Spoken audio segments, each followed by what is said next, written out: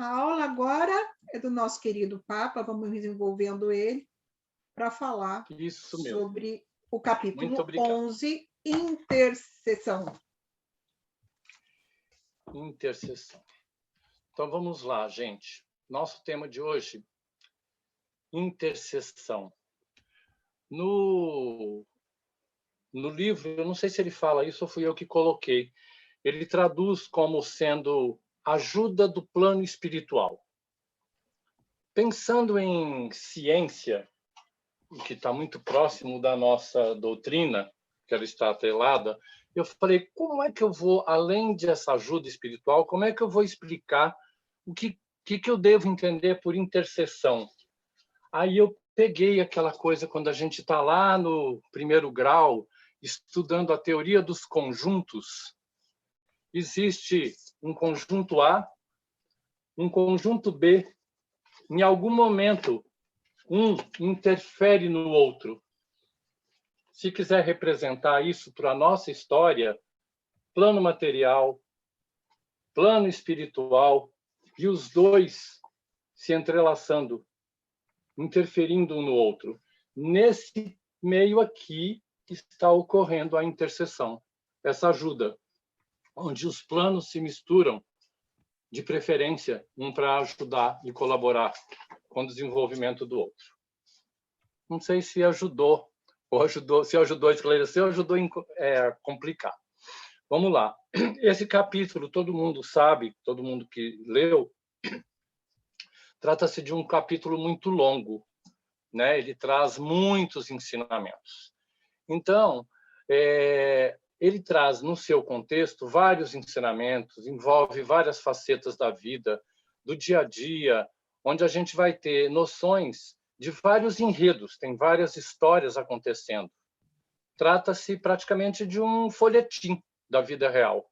É uma novela que tem morte, tem vida, tem relações, tem suicídio, tem assassinato, tem suspense, tem drama policial, tem tragédia, tem horror, tem traições, tem sofrimento, tem apego à matéria, tem obsessões, tem vampirismo, tem o poder da oração para acalmar, tem ajuda, tem consolo e, finalmente, tem um final mais leve e doce. O ambiente onde isso acontece é o sono, onde acontece esse curso e ocorre nesse sono, onde ocorre a emancipação da alma, permitem-se aprendizados, pedido de ajuda, onde alguns procuram esclarecimentos. Podemos fazer e receber visitas. Vamos falar agora dos personagens. Eu brinquei com a Kelly, que eu também tinha muita dificuldade com a história de personagens, e eu procurei driblar a minha dificuldade já fazendo um relatório dizendo quem são as estrelas dessa história, né? Alexandre, que é o orientador, que faz o seu trabalho durante os sonos. André Luiz, que é aquele aprendiz, ele nos faz lembrar a nossa querida e carinhosa Kelly. É muito curioso, perguntador, tudo ele quer saber e por tudo se interessa. No livro ele usa o nome Esther, mas eu vou colocar aqui a Esther, que é a viúva, que é menos esclarecida, sofredora, com duas perdas importantes na sua vida, o noivo e depois o marido. Sua prima, Etelvina, que eu resolvi apelidar de Irene, por ser prima da Esther, entendeu? É brincadeirinha. Que é mais esclarecida e ajuda a Esther a aliviar suas dores, procurando esclarecimento. Noé, que é o primeiro noivo de Esther, que teria se suicidado, entre aspas, depois vai se descobrir a realidade. Raul, que é o segundo noivo de Esther, que vira marido, e também era amigo do noivo, que também teria sido assassinado, não se sabe. Tem 3 filhos do casal, não aparecem seus nomes. Um casal de tios que moram na mesma casa de Esther. O tio se chama Agostinho, a esposa não fala o nome. Eles são complicados, mal-humorados, mas ela cuidava deles. Aparecem outros 6 personagens espirituais, que são aqueles espíritos apegados à matéria que não abandonam o ambiente doméstico. E aparecem muitos outros amigos perturbadores, grupos inferiores, vampiros. Aparece um visitador, que é um protetor, que todos nós temos algum. E aparece mais no final uma outra ajudante, Romualda, que ajuda a consolar Esther mais no final da história. E agora, parafraseando a atriz Rosi Campos, para quem assistiu TV Cultura, diz assim: senta que lá vem história. A história é a seguinte: certa noite, André é procurado, solicitado ajuda num curso, é procurado por Esther e Etelvina. Elas dormiam e compareceram ao local onde Alexandre dava aula. Essa Etelvina parecia conhecida de Alexandre, foi recebida carinhosamente. Etelvina diz a Alexandre: lhe trago a minha prima Esther, que perdeu o marido em circunstâncias estranhas e sofre. Nós somos mulheres humanas. Peço desculpas por pedir a sua ajuda, por batermos à sua porta. Alexandre diz: toda dor sincera merece amparo. Devemos estar prontos à colaboração legítima. Etelvina apresenta Esther, conta a história que casara-se há 12 anos com o segundo noivo. O primeiro, Noé, aparentemente se suicidara, ao que parece, e era seu grande amado. Raul vem depois e a consolava. Casaram-se, tiveram 3 filhos e viviam harmonicamente. Raul, embora melancólico, era dedicado e fiel. Ela percebia que Raul se conformava de forma confortável, parecia de forma desconfortável, parecia esconder algum incômodo, que nunca se revelou as causas. Ela tentava balsamizar seu coração, mas era em vão. Eles se sentiam bem um com o outro, num convívio de múltipla compreensão. Apesar da vida doméstica tranquila, parecia existir inimigos anônimos, ocultos, que subtraíam deles a felicidade. Por fim, Raul foi morto com um tiro. Amigos anônimos o recolheram da via pública e levaram até a casa, levando a ela a triste notícia da morte. Tinha o coração varado por um tiro de revólver, que foi encontrado junto ao corpo, que aparentemente não lhe pertencia. Havia um mistério diante do fato. Um crime hediondo, o que seria? As diligências da justiça criminal foram interrompidas, acreditando em suicídio. Esther, a mulher, acreditava em assassinato, porque não via razões que explicassem a sua morte, mas tinha interesse em saber mais. Não por procurar o culpado, nem queria punir ou vingar. Ela era generosa, ela só procurava um consolo. E perguntava por que ele se mataria se estavam tão bem. Mesmo com recursos financeiros poucos, eram bem administrados. Assim, nesse processo de esclarecimento, ela pensou em sonhar com um companheiro, procurando conforto, para se conformar. Teria, então, agora sozinho, que recomeçar a vida cuidando dos 3 filhos e dos 2 tios. E ela gostaria, através de Alexandre, sonhar com seu parceiro, buscando esse consolo. Era difícil para ela, sozinha, cuidar dos filhos e dos tios, mas procurava conformar-se, lacrimosa, procurando resposta. Porque um homem teria sido morto? Era mais difícil ainda acreditar em suicídio. Ou quem o teria assassinado de tal forma? Qualquer referência já a acalmaria, aliviando-a da angústia. Era esse o objetivo de buscar o sono, esclarecer-se. Havia um trabalho se realizando durante o sono. Eram milhões as perguntas que massacravam seu coração. No sono, Esther teria sido levada a um ambiente mais esclarecedor. Ela se alucinava de dor, cheia de dúvidas. Alexandra ouvia carinhosamente as perguntas. Agiu como um pai, com gosto, com carinho. Respondeu: você precisa ter calma. Coragem, filha. Não é fácil esclarecer tudo agora.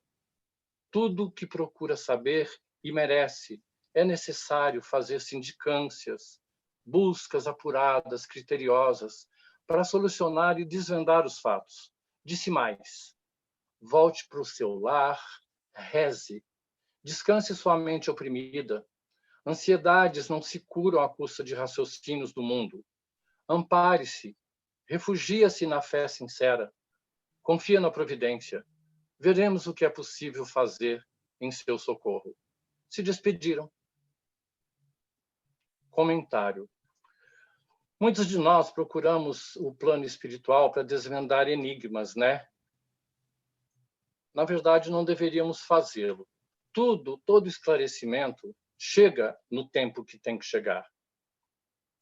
André comenta com Alexandre, ou melhor, Alexandre comenta com André, que muitos encarnados acreditam que, ao passar por plano espiritual, nos tornamos adivinhos, porque fora da carne teríamos tal sabedoria. Mas não é nada disso. Eles acreditam que somos senhores de dons divinatórios. Isso não acontece. Alexandre sorri simpático e pondera: quando encarnados, nós também acreditávamos nisso. E na espiritualidade seríamos além do que somos aqui. E isso não é, né? Nós lá somos quem fomos aqui. No dia seguinte, com mais sono, Alexandre convida André para ir até o lar de Esther, à procura de pistas para conhecer o ambiente e o que se poderia depreender dessa visita. Era um ponto de partida para as averiguações. Essa visita se prestava a isso. André questiona: por que não vamos indagar ao próprio Raul, usando os nossos poderes mentais? Isso não seria mais fácil? Raul seria ouvido e esclareceríamos a viúva. A ideia não foi desprezada, mas não foi o caminho tomado por Alexandre. Sem dúvida, há casos em que esse recurso é útil. Porém, o nosso trabalho é de dar ajuda, orientar. Desculpa que saiu minha tela do lugar. Vamos falar sobre o que significa dar-se. Esse serviço intercessório de ajuda, para ser completo, ele exige de nós, usando um tempo para esclarecimentos, oferecendo o nosso melhor, nossas melhores possibilidades. Isso vai enriquecer os valores de colaboração e cooperação. Isso feito de bom grado, com amor, com verdade de ajudar. Quem dá o bem é o primeiro a ser beneficiado. Quem acende uma luz é o primeiro a se iluminar. Então, baseado nesses princípios, nesse exemplo, as diligências se seguem. Os dois se colocaram a caminho da casa de Esther, dizendo que todo trabalho exige, sem perder tempo, diligência, dedicação, esforço, tolerância. Chegando no lar de Esther, a casa se situava numa rua modesta, relativamente confortável. Era habitada por espíritos de vibração inferior. Os dois entraram e não foram identificados por esses outros espíritos, porque se encontravam em outra sintonia. André encontra, além dos dois encarnados, Esther, os 3 filhos, 2 tios, e constata também outros 6 espíritos escuros, naquele momento compartilhando de uma refeição, um almoço simples, como se estivessem comendo aquela refeição por absorção. André demonstra espanto e fala: meu Deus, como pode isso? Os desencarnados à mesa comendo? Dá para acreditar? Se abasteciam dos vapores da comida, sugando pelas narinas espirituais. Aqui um adendo. A gente que ouve falar das pessoas, por exemplo, que frequentam bares e levam consigo outros que em vida gostavam de beber, esse álcool os atrai, além do pensamento daqueles que eles acompanham. Pensemos que recebemos na vida material todos esses elementos da natureza, oxigênio, muitos princípios atmosféricos nos alimentam. Desencarnados também atuam em todos os ambientes da casa. É como se são desencarnados de cama, mesa e banho. Estão ali para tudo. Participam das festas, assistem televisão, participam dos nossos pensamentos. Eles nos acompanham. Bom, isso não é uma história inventada. Se a gente parar para pensar, tudo que foi dito até agora tem tudo a ver com nossas próprias vidas. Se não são as nossas, é de alguém que nós conhecemos. Alguém vizinho, alguém do romance, às vezes até alguém de uma história que a gente viu na TV. O que vale dizer é que naquele ambiente, para que aqueles espíritos estivessem ali, se tratava de um ambiente desorganizado espiritualmente, em desequilíbrio.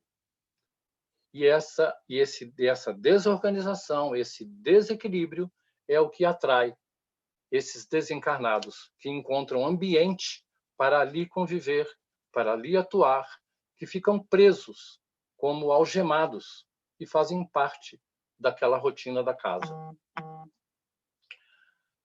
Também se mantém ali por um apego doentio. As almas se reúnem obedecendo às suas tendências, procuram as companhias que preferem e aquelas que permitem. A mesa familiar é como um armazém de assuntos, de pensamentos, de sentimentos. É um receptáculo do bem e do mal. Como eu brinquei na música, esse bem ou mal é você que escolhe. É preciso saber viver. Nesse caso, até a música ajuda a esclarecer. Devemos, então, meditar no bem. Os espíritos do bem virão compartilhar. Devemos cultivar experiências elevadas, temas iluminados, e os iluminados se aproximarão com ideias novas, sublimes. Ao contrário, evitando a leviandade, comentários maledicentes, galhofas, piadinhas menos construtivas, é óbvio, vamos construir um melhor ambiente para conviver. André fica ainda mais atento e percebe conversas lastimáveis. O tio e a tia falam de sofrimentos.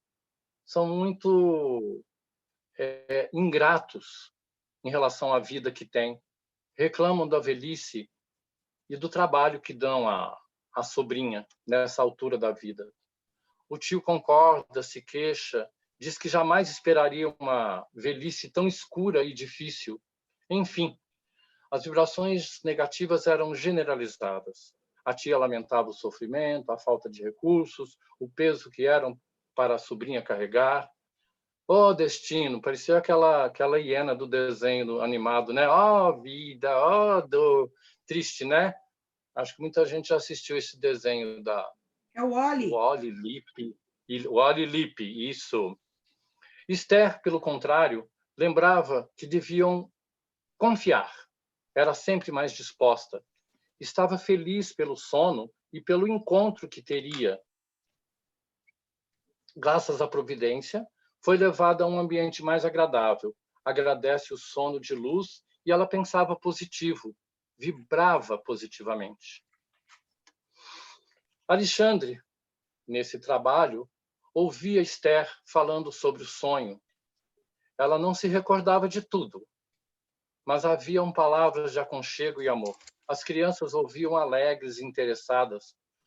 Que o sonho maravilhoso teria sido esse. Os tios, por sua vez, de má vontade, mal-humorados como sempre, reclamavam, achavam aquilo absurdo. Mas Alexandre tratava Esther como um médico abnegado. Mesmo não se lembrando, foi acolhida com bondade, com paciência, escutou as queixas. Isso deu a ela novo ânimo. Dizia que Deus nos protegerá. Você arrumará trabalho honesto e vai ganhar o seu pão, agora que estava sem o marido. Os meninos se entreolhavam, sorridentes, felizes pelo estado de alegria da mãe. Alexandre também comenta que a missão continuaria, buscando Raul para maiores esclarecimentos. O interesse deles nessa intercessão era aliviar a dor de Esther. A missão continuava. Vamos procurar irmãos visitadores, esses do plano espiritual, que também colaboram para desvendar essas dificuldades. Necessitamos de informes iniciais para ajuda na intercessão. Um espírito amigo, esses intercessores, são espíritos amigos, simpáticos à família. E todos nós temos alguns ao nosso redor. André se ausentou do ambiente da casa e seguiu Alexandre. Logo se depararam com uma figura, uma entidade humilde, muito digno. Alexandre pergunta: amigo, você é o visitador? Respondeu: sim, estou aqui para ajudar. Falava atenciosamente e solícito. O visitador esclarece que já conhecia Raul, já havia auxiliado, tentando ajudar numa assistência espiritual. Procurava dissuadi-lo, tentando evitar o pensamento de suicídio que Raul vinha alimentando. Ele vivia perturbado, mas ele levou a efeito, friamente deliberado, e não puderam evitar. Alexandre questiona: suicídio? Queria informação mais completa. Havia a dúvida, né, sobre o suicídio ou não. Alexandre considerou: a viúva pensa em assassinato. O visitador esclarece: ele conseguiu disfarçar bem. Pensara por muito tempo nesse ato infeliz. No último dia, comprou uma arma para o fim desejado. Desferiu na direção do coração um tiro certeiro. Jogou em tempo a arma a certa distância, com cuidado, evitando as impressões digitais, para descaracterizar o suicídio. Era uma forma de burlar, fazendo os outros suporem que teria sido vítima de um assassinato. Alexandre pergunta se ele assistira àquela tragédia. Ele disse sim. E outros colaboradores não conseguiram protegê-lo nem ampará-lo. O socorro era em vão, porque a morte era deliberada. Não puderam retirá-lo daquela poça de sangue onde ele se mergulhara, retido por vibrações pesadíssimas e angustiosas. Isso porque se tratava de um suicídio planejado. Nesse momento, surge um bando de dezenas de salteadores perversos, grosseiros, inferiores, sugadores de energia, que abusaram do infeliz. Se deslocaram facilmente com ele. Como assim compreender? Não foi possível tirá-lo dos salteadores. André pergunta: por que não procuramos, então, saber do visitador o motivo do suicídio? Alexandre, então, pondera: por que não perguntamos por que se matou, qual a causa do suicídio? E Alexandre acrescenta: vamos perguntar diretamente a Raul. Vamos procurar saber do próprio interessado. Raul, ao se matar, não foi ajudado por espíritos amigos, por conta do suicídio, por estar numa sintonia inferior. Ele foi recolhido por um bando que ficou à mercê de entidades grosseiras. Então, olha a diferença quando a morte é premeditada, calculada, minuciosamente, antecipadamente. Você acaba abrindo mão da proteção espiritual que você teria se fosse vítima de um homicídio ou de um outro tipo de acidente qualquer. A espiritualidade, às vezes, não pode ajudar quando você, no exercício do seu livre-arbítrio, opta por romper com a própria vida. É muito complicado.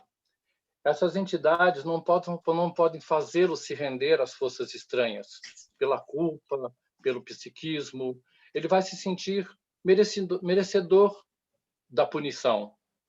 Quando ele recobra os sentidos, ele vai perceber a besteira que fez, né? O suicídio representa para o espírito uma verdadeira frustração. Precisa procurar ajuda, por pior que seja. Precisa serenar suas angústias, precisa buscar serenidade, precisa buscar equilíbrio, entendimento. A morte pelo suicídio é mais dolorosa para o outro lado. Quando ele recobra a sua consciência, agora vivo do outro lado, e ele não sabia. Os espíritos protetores não o alcançam pela diferença de sintonia. Ele está inferior. Agora, ele arca com esse peso. No caso, não se tratava de algo repentino. Houve um planejamento, houve uma deliberação. Ele fez tudo para disfarçar. Ele se antecipou. É difícil para um suicida encarar o que vem depois. Nós que somos da doutrina espírita, mas outros também podem saber, o espiritismo é uma grande vacina contra o suicídio. Porque uma vez que nós acompanhamos, vamos falar lá do Memórias de um Suicida e muitas outras histórias que permeiam a nossa literatura, falam dos horrores que é a vida de um suicida. É muito difícil, é muito complexo, é muito delicado, é muito doloroso. Então, a vacina é o espiritismo. Eu acho que funcionaria como um grande freio para pensar. Você está disposto a viver tudo isso?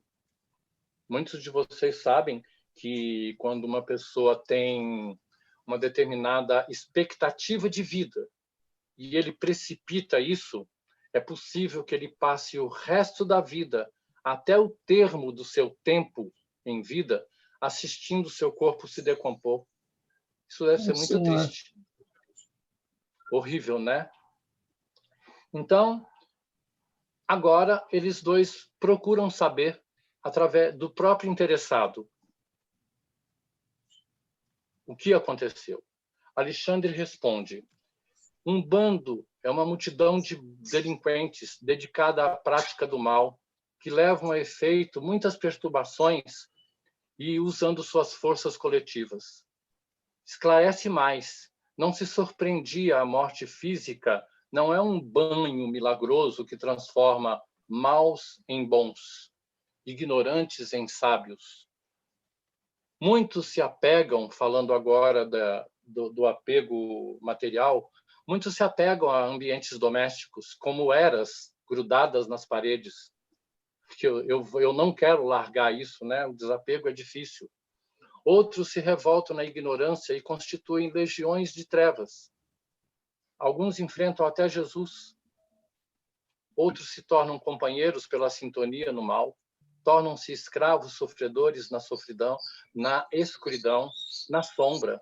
Organizam-se diabolicamente em cativeiros de longa duração.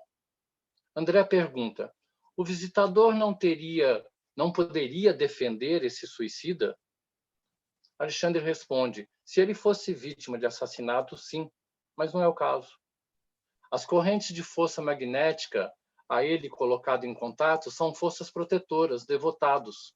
No caso do suicida, não. Ele quis que isso acontecesse. Ele deliberou, ele quis se matar. Ficou distante, não gerando energias necessárias para buscar ajuda. Então ele estava inalcançável. Se colocou inalcançável. André continua a perguntar: e as sentinelas espirituais não ajudariam? Não foi possível fazer isso com todos. Existem sofredores perversos, criados na crosta, que vêm para fazer o mal. Permanecem no mal. Permanecem endurecidos. Têm o prazer em fazer o mal. Alexandre, então, pede a André: mantenha-se em oração. Me ajuda. O visitador ficava em silêncio. Alexandre precisava ampliar sua visão, buscando o irmão infeliz. Alexandre diz: vamos adiante.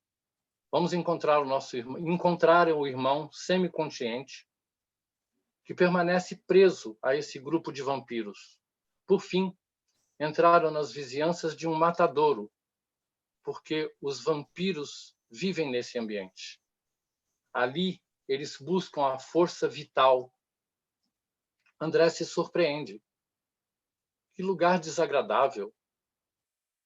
Vendo grupos de vibrações interiores, um grande número de desencarnados, em lastimáveis condições, se atiravam sob o sangue líquido. Esses infelizes estavam sugando forças do plasma sanguíneo dos animais. Cenas tristes de zonas inferiores. Me lembrei do tempo em que, nas religiões, se ofereciam sacrifícios aos deuses, animais mortos nos altares de pedra. A vampirização funciona assim. Eles sugam a energia vital dos outros. Alexandre dizia, não é impressionante como isso acontece nos nossos ambientes? Em algum tempo, nós já fizemos isso igual. Precisamos tomar cuidado. Hoje, nós fazemos festas, churrascos e usamos a carne. Porém, a nossa interpretação é que poder festejar e poder ter um churrasco seria sinal de prosperidade. Mas não é bem assim. Alexandre, então, mostra a ele uma figura estranha naquele meio, naquele ambiente do matadouro. Parecia um autômato, um robô, vagueando com os olhos inexpressivos. Aponta e mostra um homem de roupa ensanguentada e diz: esse é o suicida que procuramos, é Raul. André pergunta: por que os vampiros queriam dele?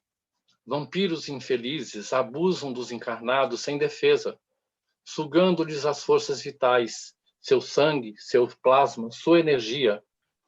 Alexandre diz: chama, então vamos ao trabalho e vamos socorrer o desaventurado. Ainda acrescentou: todo homem que se desvia da estrada reta pode se tornar um gênio do mal. Cuidado. Mesmo na morte, mesmo após a morte, resta nas células fluido vital. E os espíritos inferiores se servem dessa energia. É muito normal no mundo espiritual, embora grotesco. E por que, André questiona, por que Raul estaria ali? Por que a energia que os inferiores buscam nesses animais e nos homens? Ele acrescentou: não vamos julgar, vamos lamentar por esses sofredores. Eles são dignos de piedade. Alexandre, então, se aproxima de Raul. Vamos agir e vamos auxiliar na medida do possível. Com a mão, lhe impõe a mão à testa em fluxo magnético, iluminando-o. Vendo que os espíritos mais elevados se aproximavam de Raul, os outros, desaventurados, se afastaram e deixaram o ambiente dizendo: deixemos esse homem entregue à sua sorte. Os espíritos superiores estão interessados nele. Larguemo-no.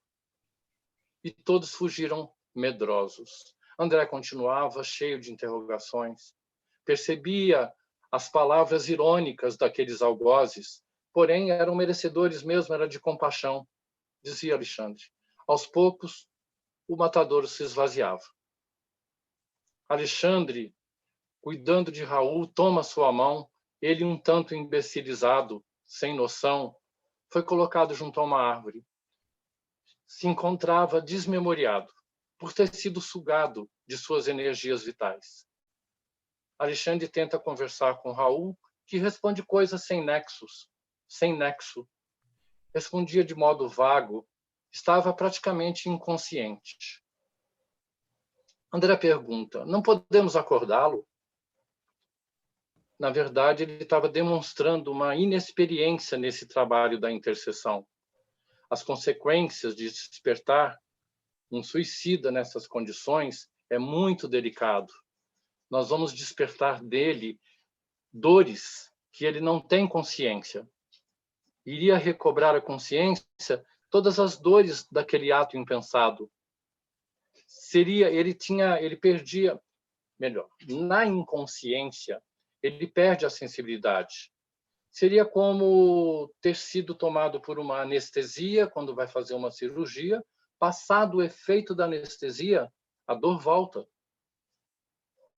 Então, era como se Raul estivesse anestesiado. A inconsciência, na inconsciência, ele perde a sensibilidade. E agora, acordado, todas as suas memórias voltariam. Ele iria se lembrar da morte, da esposa, dos filhos, de tudo que deixou para trás. Voltar à realidade seria doloroso. Alexandre busca ajuda de outros espíritos amigos, que o ajudariam a recompor esse companheiro, para depois retomar o trabalho. O auxílio continuaria, para depois, com Raul, buscar maiores esclarecimentos. Então, levaram-no para uma casa espiritual, que atendia casos de emergência. Era um hospital volante. Raul fora colocado num leito branco e, em pouco tempo, recobrara sua consciência e gritava, com uma máscara de sofrimento e de dor: eu morro, pedindo ajuda. Raul era tomado de horror, de suprema aflição, como acordado de um pesadelo horrendo e angustioso. Venham em meu socorro, gritava por Esther pedindo ajuda. Venham ao meu auxílio, chamava pelos filhos. Meus filhos, por favor, me acudam. Alexandre, então, toma a conversa paternalmente, dizendo: tenha paciência e fé no poder divino. Procure enfrentar com coragem a difícil situação que você mesmo criou. Nem invoque o nome de sua companheira dedicada, nem chame pelos seus filhos amados, esses que você deixou na sua antiga passagem pelo mundo. Porque a porta material da sua casa você fechou, assim quando fechou os olhos. Se você tivesse cultivado o amor cristão, prezando as oportunidades que o Senhor lhe confiou, seria fácil, num momento desses, regressar ao ninho afetuoso, revendo seus entes amados, ainda que não conseguissem lhe ver, mas agora é tarde. É necessário esperar outra oportunidade de trabalho e purificação, porque sua oportunidade, com esse nome de Raul, está terminada. Foi duro dizer tudo isso, mas foi necessário, embora fosse dito com amor. O nome Raul morreu na terra. Raul perguntava: estou morto por acaso? Não tenho as vestes ensanguentadas? O coração varado de dor? Isso é morrer? Alexandre sereno o faz recordar de seus atos, do revólver, do tiro, do suicídio e do coração, ele tendo terminado a própria vida. Ora, amigo, não se pode enganar a justiça divina, dizia Alexandre. Podemos, no máximo, enganar uns aos outros. Raul se sentia desventurado, infeliz, em crise.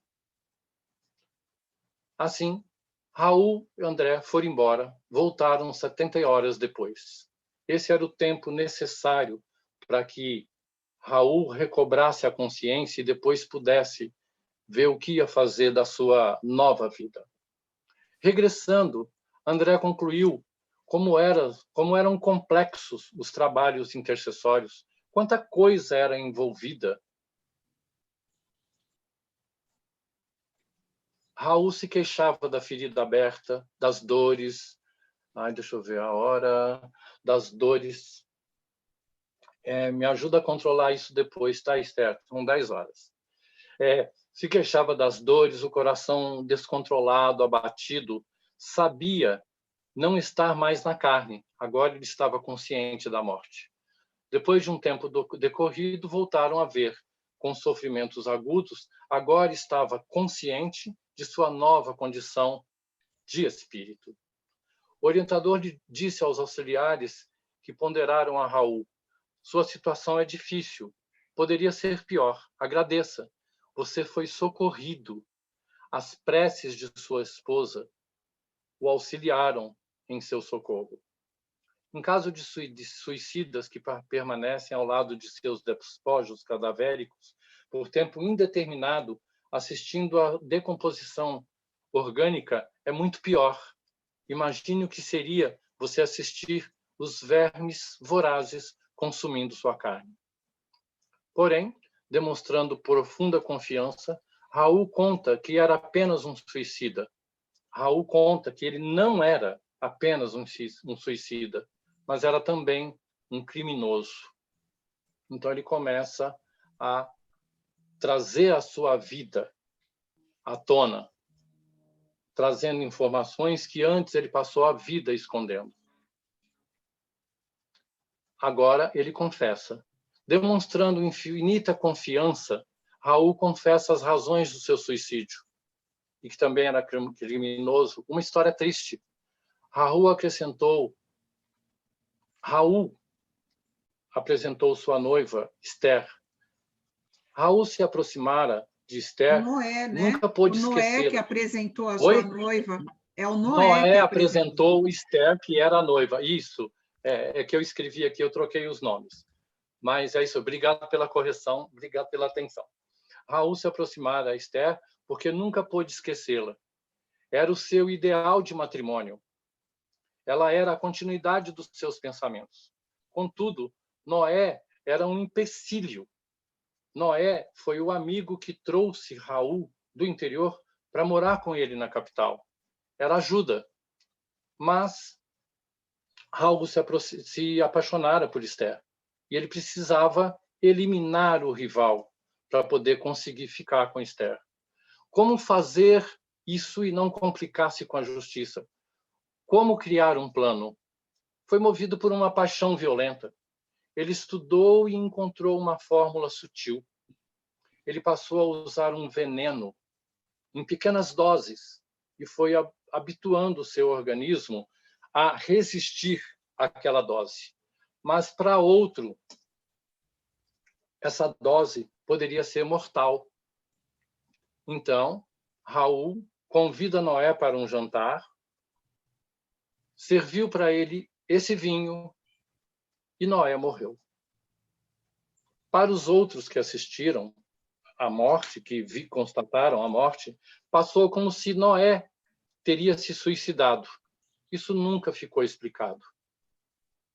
Raul agora guardou o segredo, passou a consolar a noiva, a conquistou, casou, teve filhos, mas a sua consciência constantemente o acusava. Ele via no seu dia a dia Noé na sua tela mental e aumentavam seus remorsos. No trabalho, na leitura, em todo o seu dia a dia, no leito nupcial, ele lembrava. Ele chegou a pensar até em se entregar, mas temeu desonrar a companheira e os filhos e os seus conhecidos. Como assumir o papel de assassino e deixar a esposa e os filhos com essa imagem deles? Apesar de amar os filhos e a esposa, ele se sentia esgotado. A ideia do suicídio tomou vulto. Era insuportável a vida para ele, carregando aquele peso. Então, comprou um revólver, planejou o suicídio e, após desferir o tiro, atirou a arma a uma distância suficiente, parecendo simular um homicídio. Ele vivia num pesadelo constante. Os crimes ficam decalcados em nossa consciência. A gente faz as coisas erradas, mesmo que ninguém veja, o universo vê e a nossa consciência acusa. Noé era esse obstáculo. Casou, teve filhos, ele se mantinha maculado pelo crime. Criou uma armadilha para parecer homicídio. Foi todo um enredo, um engendro. Agora, Raul, do outro lado da vida, ele se interessa em contar essa verdade. Ele não conseguia mais administrar. Terminada a confissão, comovido, André não sabia o que dizer. Alexandre se mantia sereno. Nos maiores abismos, e dizia, nos maiores abismos sempre há esperança, tentando consolar. Pense agora na renovação de sua oportunidade. Transforme remorso em regeneração. Seus males não desaparecerão por milagre. Vamos colher da nossa semeadura. Todos passamos pela lição de recomeçar. Isso é constante. Alexandre conta porquê do interesse. Falava da sua esposa carinhosa, que orava por ele. Esther ansiava por vê-lo. Mesmo pelo sono, o suicida pensou: eu não sou digno de rever essa esposa. Eu não a mereço. Ela, por si, não se perdoava a perda. devemos perdoar a nós e aos outros. Tudo que negamos a nós, negamos aos outros. É importante essa prática e o entendimento e o exercício do perdão. Na verdade, Raul temia sofrer ainda mais. Alexandre, carinhoso, prometeu intervir nesse drama. A nossa tarefa é complexa, mas era esse o trabalho de Alexandre. Intermediar, interceder, aliviar, ajudar, encaminhar. Os necessitados nos pedem ajuda. Como, então, atender à petição da esposa? A pergunta seria prudente dizer a Esther toda a verdade, aquelas que ele acabara de saber? André pergunta, estaria preparada ao realismo dessas conclusões? Alexandre balança a cabeça e diz, somente são dignos das verdades plenas os que se encontram libertos das paixões, em equilíbrio. Esther ainda era possuída por emoções. Ela não estava preparada para isso. Ela mais merecia a consolação do que o conhecimento da verdade. Esther ainda não encontrou o equilíbrio necessário para fazer jus ou para merecer ter conhecimento dessa realidade. Alexandre pondera, com que direito perturbaríamos a paz e o coração dessa esposa, dessa viúva, para sermos apenas verdadeiros, comprometendo seus destinos? Não haveria mais conforto em mostrar os detalhes do crime. Seria pior. Tudo tem seu tempo para ser revelado. Não podemos sufocar o suplicante. Nem sempre temos o que queremos, mas sim temos o que precisamos em cada momento. Para que sermos campeões da verdade, a vida pede discernimento. Não podíamos ser para ela um desalento. Muito pelo contrário. Quem auxilia sempre deve colaborar. Nesse momento aparece Romualda, uma socorrista que também vinha ajudar no trabalho de intercessão, atendendo às instruções que ela tinha nesse trabalho espiritual. Deveria ela preparar para encontrar seu marido na próxima noite. Então, Romualda trabalha junto com Esther para que ela possa, na noite seguinte, encontrar seu esposo desencarnado. Romualda ficaria ao lado de Esther por 2 semanas. Encaminharia tudo, recompondo-lhe as energias psíquicas para que pudesse encontrar, até que depois pudesse encontrar trabalho honesto e digno e se recompor economicamente nesse novo momento de viuvez.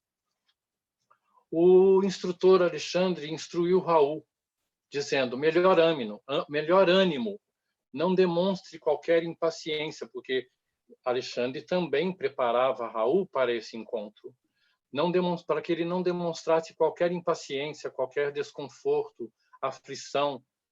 Mandou esconder as chagas abertas para que não esboçasse qualquer gesto de sofrimento. Raul, então, atendia às instruções nesse serviço de intercessão. Nem todo mundo está preparado para esse trabalho, porque é preciso discernimento, ponderação, é preciso a empatia. Será que seria bom mostrar tudo? Porém, Alexandre precisava atender ao pedido de Esther. Esther se manteria equilibrada com a ajuda de Romualda. Enfim, o encontro. Alexandre indica o caminho. Esther encontraria o marido durante o sono. Estava comovida. Via o marido naquele leito branco, aquele que a gente fala lá do hospital de antes, e ajoelhada, soluçante. Alexandre olhava firme, sinalizava para Raul com os olhos marejados e orientava suas falas. Ele já havia dito antes, né, que eu falei agora há pouco, cuidado, não fala tudo, procura esconder as suas mágoas, seu desequilíbrio e tenha-se com a sua esposa. E ele orientava as suas falas e ele se mantinha corajoso. Raul dizia amoroso, segurando as mãos de Esther: não chore mais, Esther. Confie em Deus. Zele por nossos filhos. Ajude-me com sua fé. Vou indo bem, querida. A morte não é o fim. Não lamentemos sem razão. Aceite a vontade do Pai, como estou procurando agora aceitar. Nossa separação é temporária, nunca te esquecerei. Você estará em meu coração, onde eu estiver. Também tenho saudades de sua companhia, de sua dedicação, mas o Altíssimo nos ensinará a transformar saudade em esperança. Alexandre se surpreendia no desempenho das palavras de Raul, notando fios de luz que ligavam a mente de Alexandre ao cérebro de Raul. Na Como se verdade, ele... o Papa, na verdade, Oiê. você só trocou o nome. É o André que se admirava com as palavras de Raul, você falou Alexandre. E o Alexandre, que esses fios ligavam a cabeça do Raul à cabeça tá do Alexandre, né? Isso. Então é André.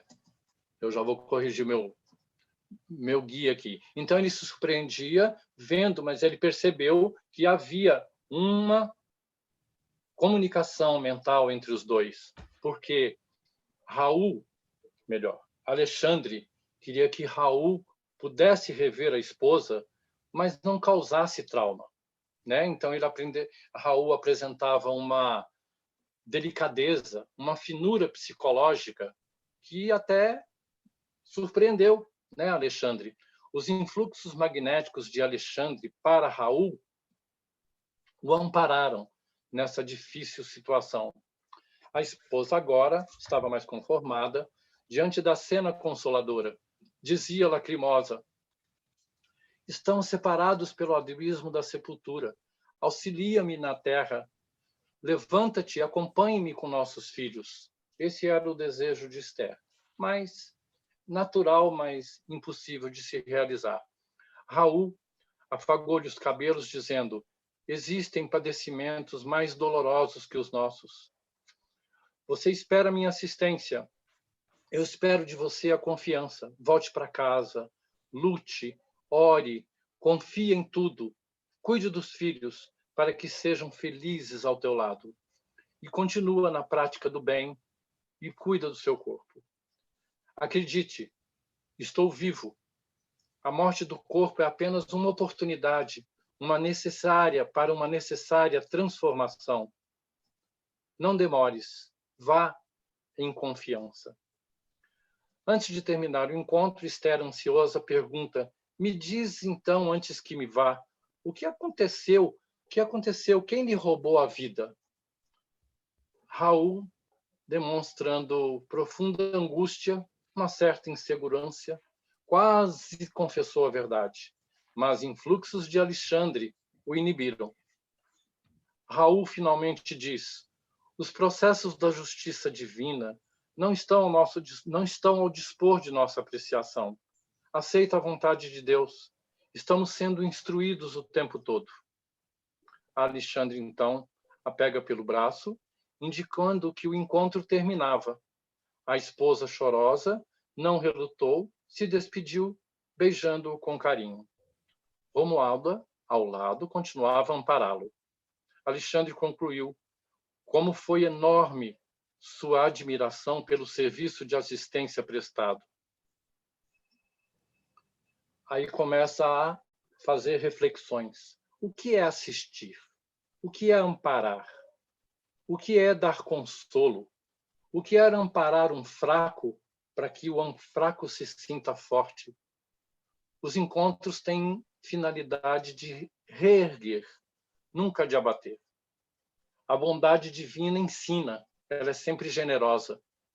Precisamos todos desenvolver um tato para ajudar, para fazer com que um remédio não seja veneno, que a consolação realmente console. Os trabalhos de todos os intercessores, mesmo sabendo a verdade, sabem adiá-la para os que não podem suportá-la. Esse foi o cuidado que tiveram com Esther, não dizendo tudo que sabiam. Essa é a verdadeira caridade. Esther volta para casa com Romualda. Raul volta à instituição em tratamento no plano espiritual. Alexandre diz a André: o trabalho de intercessão e socorro nos exige esforço e devotamento fraterno. Eles são doentes espirituais. A viúva, por sua vez, volta agora com novo ânimo. Requer muita compreensão de sua parte. Raul vai criar novas energias. Segue sua vida do outro lado. André pergunta sobre a região ferida. Talvez guarde ainda marcas por longo tempo. Porém, surgiam outras demandas. Alexandre iria se ausentar. Hora 10h18. André pede permissão para acompanhar Romualda. Você acha nessa que você tarefa consegue, em uns 5 minutos, terminar para a gente ter tempo depois de fazer as considerações? Tem, e eu vou dar uma boa enxugada, então. Vamos então. Peraí, o que faltou eu falar? É só o que aconteceu depois que ela sai de lá, qual é a consequência disso, o ânimo que ela fica, e o do Raul você já falou, que ele vai receber o amparo e, com o tempo, ele vai ter novas oportunidades, né? Você já resumiu. Não, falta falar dela. O que acontece com ela depois que ela volta? Ai. Eu acho que eu perdi. Eu fui andar, eu mexi na minha testa. Então, eu vou te ajudar. Para de ler que você sabe. Ontem nós conversamos. Olha para mim. Tá. O que aconteceu com ela? Depois que ela sai de lá, ela fica animada, aí ela acorda. Qual é o ânimo que ela acorda? Isso. Então, ela acorda animada, refeita. O Romualdo ainda está ao seu auxílio. Então, ela se reorganiza. Romualda trabalha para que ela encontrasse um trabalho digno e honesto para que pudesse continuar sustentando a família. Em pouco tempo, na verdade, naquele momento, em 3 horas, bateria na porta dela uma pessoa oferecendo emprego numa oficina de costura. Então, ela agora, com um trabalho digno, seguia a sua história. Muito bem, e ela fica super animada com o sonho, né? Ela fica revigorada. Exatamente. Uhul, ele está bem, bora lá! Ou seja, deixa eu aproveitar, usando mais 2 minutos que parece que ainda tem. Eu preciso levar para vocês um depoimento, isso é meu, da minha vida. Minha mãe morreu de enfisema porque fumava. Meu pai, na sua idade avançada, por perto dos 70 anos, começou a ter lapsos de ausência de memória. Então, meu pai é desaparecido há uns 10, 12 anos. E eu nunca soube do paradeiro dele mais, embora meu irmão, que era mais próximo dele, empreendeu muitas buscas, mas não encontrou. Então, eu entendo o que é Esther naquele momento. Óbvio, ela sabia do marido morto, mas a falta de esclarecimentos, de explicações, por que isso, por que aquilo, para que isso, para que aquilo, fica sempre uma lacuna.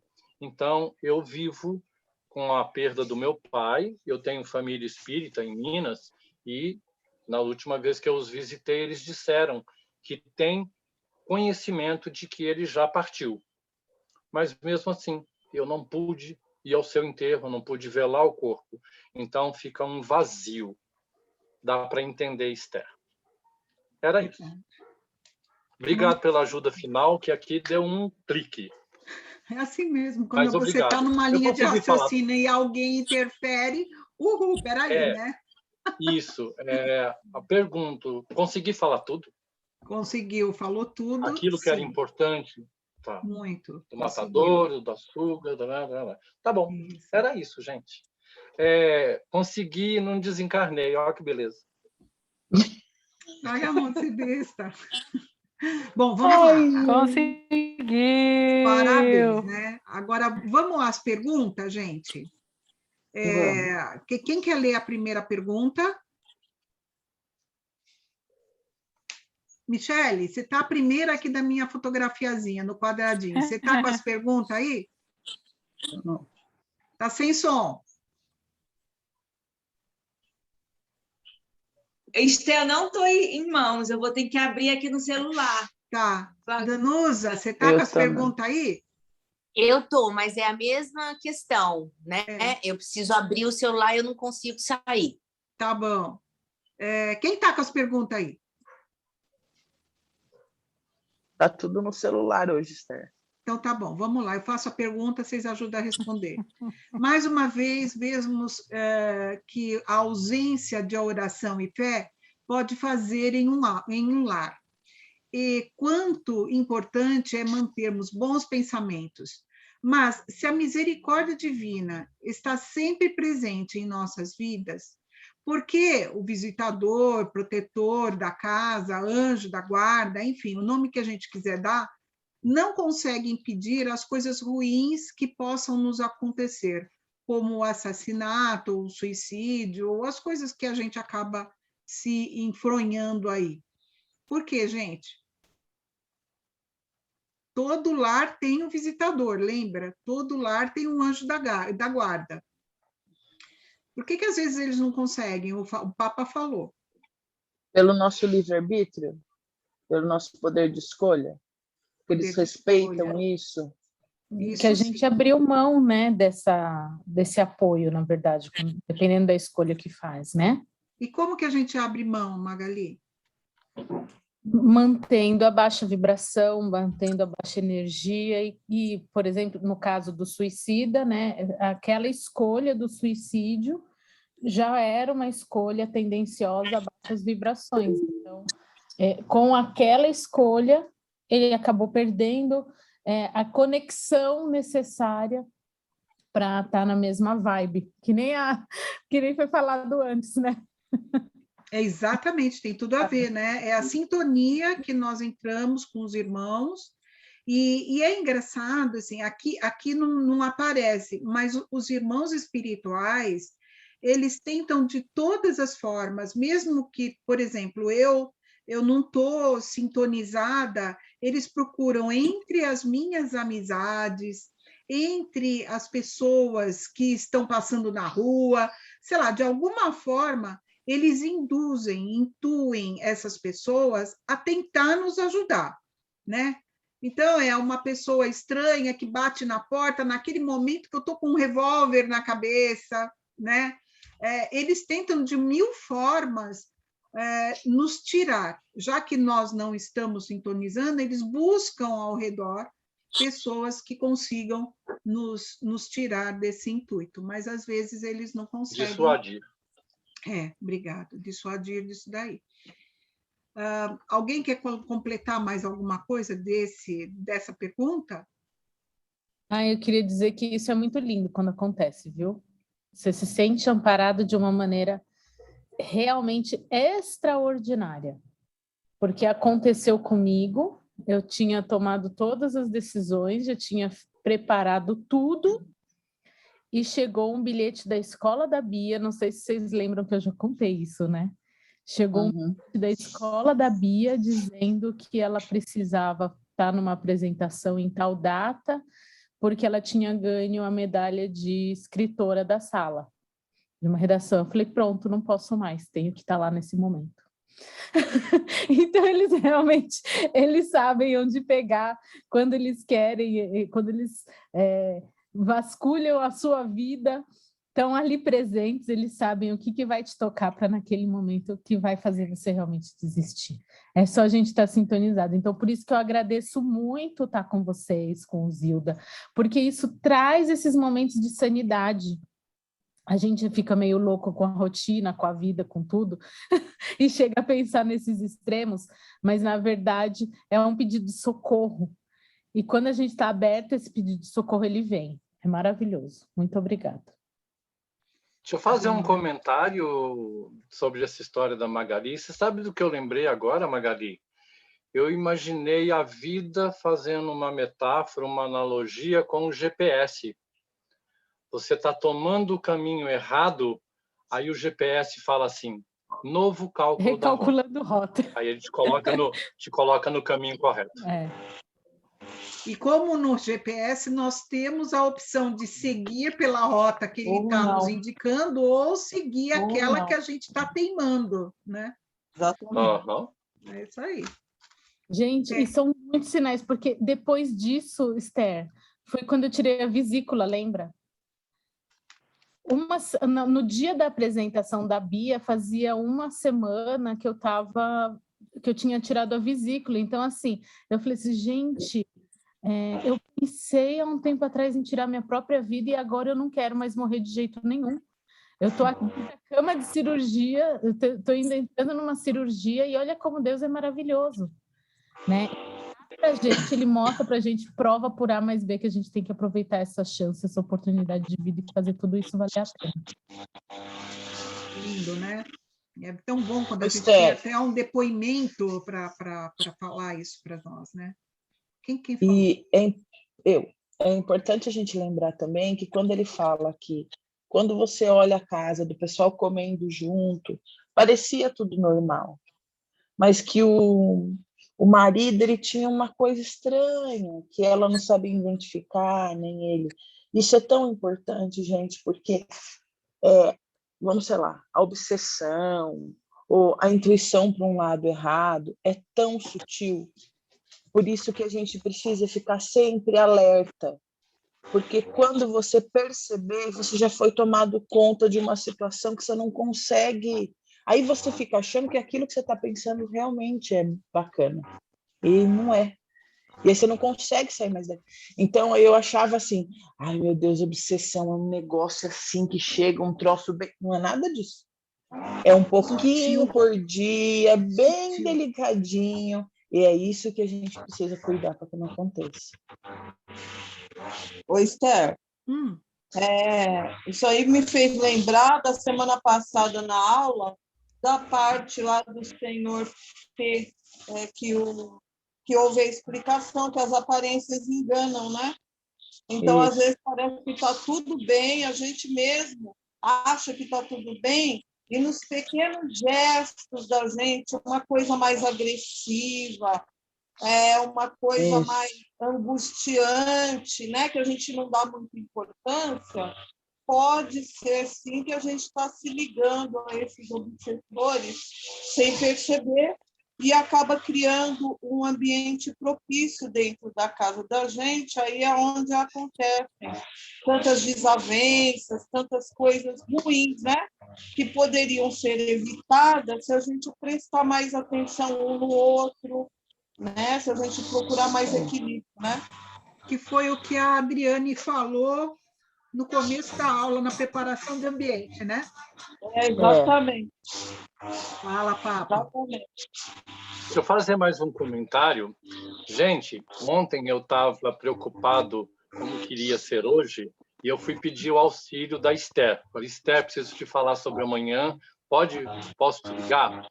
Aí, assim que ela viu a mensagem, ela me ligou.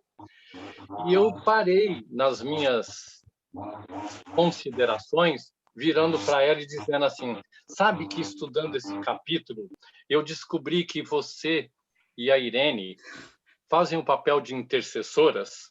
Ela não concordou. Não, onde já se viu, ela achou que seria uma comparação entre ela, Raul e André, e Irene, etc. E eu falei para ela que o meu olhar era esse, mas ela não concordou. Agora, eu vou falar não para a Esther, eu vou falar para todos os outros, para todas as outras. Gente, o que a Esther fez comigo no final da história, quando eu perdi o meu texto da minha tela? Intercedeu ao seu favor. Foi a minha intercessora. Ela foi a que me auxiliou. Óbvio que ela buscou o resultado da nossa conversa de ontem, que eu tentei falar para ela que eu acho que eu conseguiria falar tudo de cor, mas eu tinha medo de dar um tilt e esquecer na hora. Por isso eu tive que seguir um roteiro, para não perder o fio da meada, né? Então, nós somos intercessores, sim, em vida, e você demonstrou isso agora na prática. Tá bom. Vamos para a próxima? quando estamos desempregados, né? E aí não é só no desemprego, né? Os bons espíritos conseguem nos ajudar a conseguir um trabalho, porque isso daí é tão material, né? E muitas vezes a gente imagina que os espíritos eles nos ajudam na parte espiritual. E esse capítulo ele mostra que não é bem assim. O que vocês pensam? O que vocês entenderam daquilo que foi feito pela Romualda e em benefício da Esther? Bom, o que eu entendi foi que a Esther também foi buscar ajuda quando ela percebeu que os ânimos dela, né? Porque ela é sempre firme, mas quando ela percebeu que os ânimos dela estavam se esvaindo, ela foi pedir socorro, como se ela pedisse uma injeção de ânimo para continuar nessa sintonia positiva e realizar as atividades, não, mas as coisas que ela tem que realizar aqui ainda no plano terrestre, né? E como ela estava aberta de coração para essa ajuda, eles conseguem ajudar, sim. Mas aí eu acho que é uma luta nossa também, né? Porque eles podem estar querendo nos intuir, nos ajudar, nos fortalecer, mas se a gente fica nessa vibração de não, eu não consigo, nunca dá certo, não tem dado certo há tanto tempo, não é agora que vai dar, a gente está subtraindo a condição, né? O que mais, gente? Perfeito. Amélia. Alguém tem mais alguma coisa para completar sobre esse trabalho? Agora, eu coloco uma coisa aqui. Aí eu estou precisando de um trabalho, né? Para completar. Já estão me ajudando, né, na parte espiritual, reforçando, me dando ânimo, oba! Eu sinto dor, eu sinto muita saudade do meu esposo, foi uma morte difícil, mas hoje eu acordei animada, que foi assim que ela acordou, né? E aí, o que acontece? Chega aquela senhora me oferecendo serviço de costureira. Eu falo, mas costureira? Ah, não. Ah, esse trabalho não quero, não. E aí?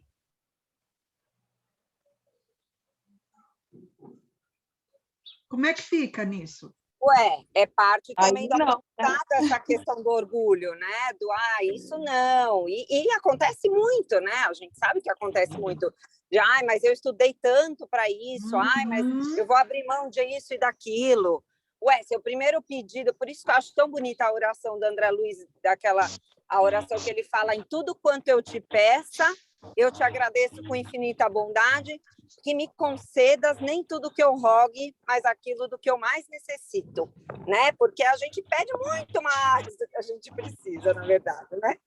Ou então, né, vem, Amélia, essa senhora, porque aí eles saíram fora, vocês viram a sutileza da espiritualidade? Na hora que a mulher chega e elas vão começar a combinar o processo da contratação, eles saem fora. Ela poderia ter negado o salário, ela poderia não ter gostado da carga horária, ela poderia um monte de coisa. Mas o que os espíritos fizeram? Eles, olha, está aqui. Agora é por tua conta e risco. Eles respeitam o nosso livre-arbítrio, né, Esther? Isso que eu acho mais importante, mais difícil da gente aprender. Porque a gente quer que o outro mude, porque a gente acha que ele está errado e tem que mudar. A gente não consegue também do nosso orgulho, o outro. né? E do nosso orgulho também, né? Porque eu estou certa. Por que o outro nunca me oferece o que eu mereço, né? Por que eu tenho que fazer isso e ninguém mais na minha casa? Enfim. E outra coisa, né? O posterior também, ela começar a trabalhar, não gostar do trabalho, não gostar das pessoas que estão ao seu redor, ser uma rebelde, né? Um Wally, vida, azar, nada está certo para mim. Tudo isso é o nosso orgulho que teremos que trabalhar, mas a ajuda, né? Aquele momento, sai disso daí, você tem condições de melhorar, nos é ofertado. E aquilo que Jesus fala, né? Que nós precisamos, aliás, não é o Paulo, né? Paulo que fala, nós precisamos ter olhos para ver e ouvidos para ouvir. E muitas vezes o nosso orgulho nos fecha os olhos, tampa nossos ouvidos e não correspondemos. É muito importante o trabalho, e isso a doutrina nos ensina sempre a fazer do limão a limonada. Esse trabalho ele pode não ser o melhor da nossa vida, mas temos que ser gratas por tê-los, né, esse trabalho, e mais do que isso, tentar, de uma forma que já temos o conhecimento, transformar aquele chefe difícil, aquele colaborador difícil, mandando vibrações de perdão, de oração, para que esse relacionamento fique bom. Então, tem muita coisa aí que nós precisamos pensar. Bom, ainda temos uns minutinhos, se alguém tiver dúvida, pergunta, né, para fazer. Senão, a gente vai para as orações finais. Eu tenho, Fé. Fala, Danusa. Então, assim, naquela parte em que ele fala sobre os vampiros, né, que sugam os fluidos vitais do sangue, do corpo físico, né, após a morte, a minha dúvida é o seguinte: isso ocorre somente após o desligamento, né, a morte do corpo físico, ou isso pode ocorrer no nosso dia a dia? Vamos supor, um ferimento, um corte, uma cirurgia, enfim, qualquer situação em que ocorra, né, algum tipo de hemorragia, estando nós, né, num momento de desequilíbrio, de desproteção, é possível que esses espíritos se aproximem e façam essa vampirização? Vamos lá. Primeira coisa, essa situação, você entende assim, quando nós vamos reencarnar, nós temos uma programação divina que nos diz a quantidade de tempo que nós vamos viver. E para conseguir deixar esse corpo animadinho, andando, né, em contato com o espírito, perispírito, eles nos dá o fluido vital. Deus nos dá o fluido vital. Quando você comete o suicídio, o que acontece com isso daí? Imagina um cabo de luz, aqueles lá que ficam lá na rua, aqueles grossão assim, né? E que acontece um raio e quebra ele. O que acontece com esse raio de luz? Esse cabo de luz? Espirra tudo. Fica pulando, saindo energia, é uma coisa louca. Ninguém pode chegar perto porque morre eletricutado, certo? A mesma coisa acontece quando cometemos o suicídio. Esse fio ele é cortado e ele fica espargindo energia. E é por isso que os vampiros eles se aproximam, porque, de alguma forma, eles tentam sugar esse fluido vital, que é uma forma deles se manterem vivos, de se sentirem vivos, né? Agora, o oposto, tipo assim, por exemplo, num trabalho mediúnico, quando o médium ele cede para que tenha a aproximação, esses irmãos necessitados, eles precisam do nosso fluido para ele conseguir se comunicar, para ele conseguir se restabilizar, para ele ter o seu braço de volta, vamos supor que foi amputado. Então, o médium e todos os presentes lá na sala doam, que a gente viu até um pouquinho na aula da Elaine, quando eles passam recolhendo aqueles fluidos, porque depois esses fluidos eles vão servir para que os espíritos sejam socorridos e depois possam ser beneficiados. Quando termina o trabalho, todos os espíritos que estão lá de apoio, que são os espíritos bons, ele nos ajuda a reabsorver e termos o nosso fluido restabilizado. Entendeu? Depois do almoço, eu vou continuar aqui. Então, é só para você entender, assim, aquilo que é nosso volta para nós. Mesmo que a gente possa, entre aspas, doar um pouco desse fluido, ele volta para nós. Tá? Então, num machucado, não sofre esse tipo de coisa. Primeiro, porque se você tem a proteção do seu protetor, ele está perto de você para impedir que qualquer vampiro chegue e se aproxime. Tudo é sintonia, tá, gente? Outra vez, né? Agora, se por acaso você está mal e se deixa vampirizar, isso acontece com a possessão. A possessão vem um espírito, né, que vai, como a Kelly falou, ele não começa com a possessão, ele começa com uma obsessãozinha tão sutil que você nem percebe, incutindo em Mera você... influenciação. Incutindo em você pensamentos assim, tipo, ai, a vida não está boa. Ele começa bem sutil para chegar na possessão. Na possessão, ele tem o domínio do teu corpo, né? Mas o sangue em si não tem nada a ver, né? Não. Quando os encarnados, o sangue em si não tem nada a ver com o relacionamento do vampirismo que a gente viu no Isso. livro. Ô, Irene, se quiser completar alguma coisa, bem. Está cortando tanto aqui, né? Mas a gente está te ouvindo.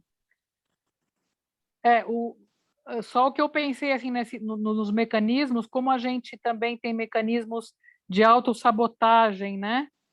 Que também atrai esse início que é não sair da zona de conforto, ou medo do desconhecido, ou preguiça, que são os problemas que a gente traz, né? Então, é uma reflexão legal, né? Quantas oportunidades, né, por intercessão que surgem para nós, que a gente, não tem obsessor, né? Somos nós mesmos na auto-obsessão, seja por orgulho, ou seja por diversas razões. É isso aí. Mais alguma pergunta? Foi esclarecido, Danusa? Sim. Mais alguma pergunta, pessoal? Então, vamos terminando a nossa aula, que falta 15 para as 11. E a gente deixa a Irene fazendo a oração, que a gente gosta tanto. Bora lá. Vamos lá. Então, vamos nos recolhendo, procurando o silêncio interior,